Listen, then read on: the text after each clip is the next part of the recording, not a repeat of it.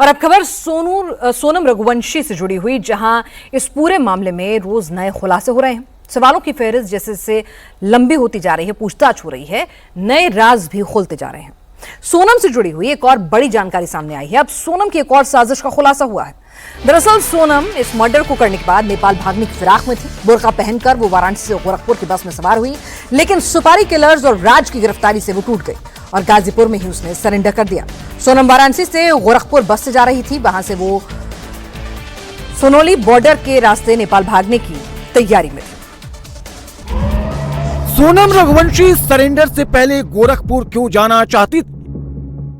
बार बार ये पूछ रही थी, ज्यादा दूर है क्या, गोरखपुर ज्यादा दूर है क्या। मैं बोली यहाँ से 4 घंटे 5 घंटे ट्रेन से लगते हैं जाने में, तो इस बस से जाओगी तो 4 घंटे तो लगेंगे ही जाने में। क्या सोनम रघुवंशी नेपाल भागने की फिराक में थी? आखिर 7 मई की रात को ऐसा क्या हुआ कि सोनम को नेपाल भागने की जगह गाजीपुर में सरेंडर करना पड़ा? गोरखपुर से सोनौली बॉर्डर के जरिए नेपाल जाया जाता है और सोनम रघुवंशी भी नेपाल फरार होना चाहती थी, तभी तो वो गोरखपुर जाना चाहती थी। सोनम पहले वाराणसी कैंट रेलवे स्टेशन से ट्रेन के जरिए गोरखपुर जाना चाहती थी, लेकिन रात में ट्रेन नहीं होने के कारण वो बस से जाने के लिए मजबूर हुई। लेकिन ऐसा क्या हुआ कि जो सोनम रघुवंशी गोरखपुर जाना चाहती थी वो गाजीपुर में ही हाईवे पर एक ढाबे पर उतर गई। ये सब अचानक नहीं हुआ, बल्कि सोनम रघुवंशी ने पूरी तरह से सोच समझकर सरेंडर किया।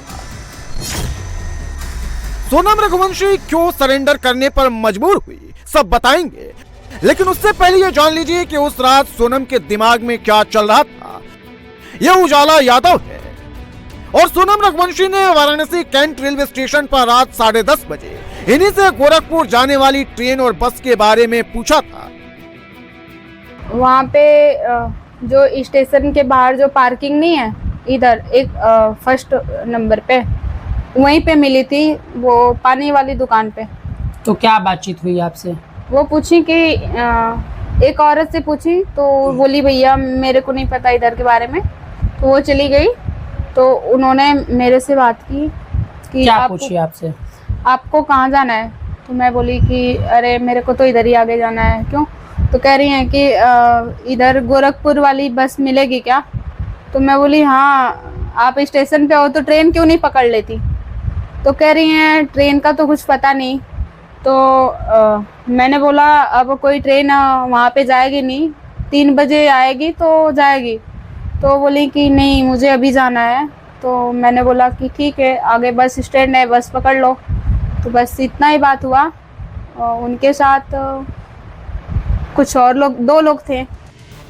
अब ये 2 लड़के कौन थे जो सोनम को गोरखपुर जाने वाली ट्रेन या फिर बस में बैठाने आए थे? क्या इन्हें राज कुशवाहा ने भेजा था? राजा रघुवंशी की हत्या के बाद से सोनम जहां भी जाती थी रात में ही ट्रेवल करती थी और वाराणसी से गोरखपुर भी वो किसी भी हाल में रात में ही जाना चाहती थी, तभी तो वो वाराणसी बस डिपो गोरखपुर जाने वाली बस पकड़ने पहुंच गई।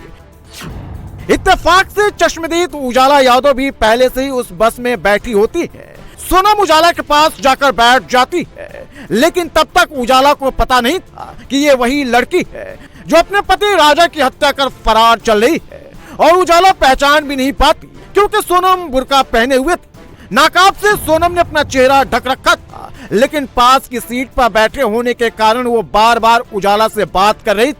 सफर के दौरान सोनम ने उजाला से पानी मांगा और अपना चेहरा भी धोया। उस समय सोनम काफी थकी हुई थी। बोली अरे आपको भी जाना है क्या? तो मैं बोली हाँ मेरे को आगे तक जाना है।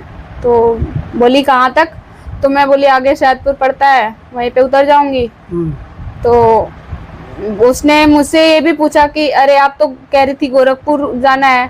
तो मैं बोली नहीं, गोरखपुर की बस आपने पूछा तो मैंने बस नहीं बताया था। तो वो जब बैठी थी तो वो अकेली बैठी थी, वो ज्यादा बात नहीं करना चाहती थी, वो घबराई हुई थी। बस मेरे को बार बार ये पूछ रही थी ज्यादा दूर है क्या, गोरखपुर ज्यादा दूर है क्या। मैं बोली यहाँ से 4 घंटे 5 घंटे ट्रेन से लगते हैं जाने में, तो इस बस से जाओगी तो 4 घंटे तो लगेंगे ही जाने में। इसके बाद सोनम चश्मदीद लड़की से फोन भी मांगती है, एक नंबर टाइप करती है, लेकिन उस नंबर को डायल नहीं करती है। चश्मदीद उजाला बस में टाइम पास के लिए सोशल मीडिया पर न्यूज देखती है तो सोनम और राजा की स्टोरी आ जाती है। सोनम उसे इस तरह की न्यूज देखने से मना करती है। मेरी बस में बात होते हुए आई थी मैं। तो क्या और क्या क्या बातें हुई? बस वो यहीं कह रही थी मुझे गोरखपुर जाना है, यहाँ से कैसे जाना है, तो मैं बोली ये बस गोरखपुर ही जाएगी, तो आप इस बस में गोरखपुर चले जाना और वहाँ पे जाके कॉल करके बुला लेना ऐसे वैसे। तो मैंने इतना पूछा भी कि आपने फोन लिया नहीं है क्या, कि ऐसे पूछ रहे हैं। तो कह रही नहीं मैं कोई फोन और नहीं ली हूँ, मैं ऐसे मेरा फोन ऐसे करके ऐसे कुछ बोल नहीं रही थी, ज्यादा वो बात नहीं कर रही थी। लेकिन गोरखपुर न जाकर सोनम गाजीपुर के नंदगंज थाना क्षेत्र में हाईवे पर उतर गई, क्योंकि राजा रघुवंशी हत्याकांड में शामिल सभी आरोपी पकड़े जा चुके थे। जिसके साथ सोनम यूपी आई थी वो आकाश भी ललितपुर से पकड़ा जा चुका था। अब सोनम के नेपाल भागने के सारे रास्ते बंद हो गए थे। मजबूरन सोनम को सरेंडर करना पड़ा। लेकिन सरेंडर से पहले 14 दिनों तक सोनम कहां थी, कहां छिपी हुई थी, इसका भी खुलासा हो गया है। मेघालय में सोनम की तलाश हो रही थी और इंदौर में सोनम छिपी हुई थी। इंदौर में इसी लग्जरी घर में सोनम रघुवंशी ने अपना अड्डा बना रखा था। इसी बिल्डिंग में इंडिया टीवी जो आपको दिखा रहा है, यहां पर 14 दिन बेखौफ होकर रुकती है। ये जो बिल्डिंग है ये इंदौर के देवास नाका के हीराबाग कॉलोनी की है। इसी बिल्डिंग के इसी ग्राउंड फ्लोर पर ये जो जीवन इंडिया टीवी आपको दिखा रहा है, जीवन पर यहां सोनम बकायदा 31 तारीख से लेकर 8 तारीख तक बेखौफ होकर रहती। और सबसे बड़ी बात जो इंडिया टीवी आपको बता रहा है कि इस जो ये फ्लैट का है, ब्रोकर के जरिए जिस शख्स ने रेंट एग्रीमेंट किया था वो कोई और नहीं विशाल चौहान था। वही शख्स जिसने 23 तारीख को राजा रघुवंशी की हत्या में सबसे पहला वार किया था। ऐसे 2 वार उसने किए जिसके चलते राजा जो रघुवंशी है उसकी मौत हुई। उसी विशाल चौहान ने ये इस इलाके के ब्रोकर शिलोन जेम्स से ये जो है फ्लैट किराए पर लिया था। राज कुशवाहा के कहने पर ही आरोपी विशाल चौहान एक आलीशान पूरी तरह से फर्निश्ड फ्लैट को ढूंढता है। सोनम रघुवंशी के खाने पीने के लिए राज कुशवाहा 7,000 रुपए का राशन भी खरीद कर भेजता है। इस 2 BHK आलीशान फ्लैट का किराया 1 महीने का 17,000 रुपए है। विशाल चौहान ने 2 महीने का एडवांस और 1 महीने का किराया दिया था। विशाल सिंह चौहान रात 30 मई को रात को शाम को रेंट पे लेने के लिए फ्लैट में से मिलने आया था। उनका ये कहना था कि मेरे जो करंट जगह पे जहाँ मैं रह रहा हूँ वहाँ पे मेरे मकान मालिक से कहा सुनी हो गई है, उस कारणवश वो मेरे से कह रहे हैं कि मैं इमीडिएट फ्लैट खाली कर दूं। तो ये मामले जो होते हैं इस तरह के ये हमारे रियल एस्टेट में बहुत कॉमन होते हैं, उनकी कहा सुनी हो जाती है कई बार मकान मालिक और ओनर में। तो हमें बहुत नॉर्मल लगा वो चीज को सुन के। तो उनके पास सब अमाउंट भी था 2+1 देने के लिए, आधार कार्ड भी उन्होंने दे दिया, वेरिफिकेशन भी करवा दिया पुलिस का और एग्रीमेंट पे भी साइन कर दिया। ये सब वेरिफिकेशन प्रोसेस होने के बाद मैंने उनको चाबी दे दी फ्लैट की। फिर रात को 11 बजे मेरे पास कॉल आया उनका एक और बार कि भैया हम थोड़ा लेट हो गए हैं, अभी आप जा सकते हैं क्या बिल्डिंग पे। तो मैंने उनको मना कर दिया कि नहीं, अभी 11-12 बज गए हैं, चौकीदार सो जाता है, तो आप अभी मत जाइएगा। तो उन्होंने कहा ठीक है भैया हम कल चले जाएंगे।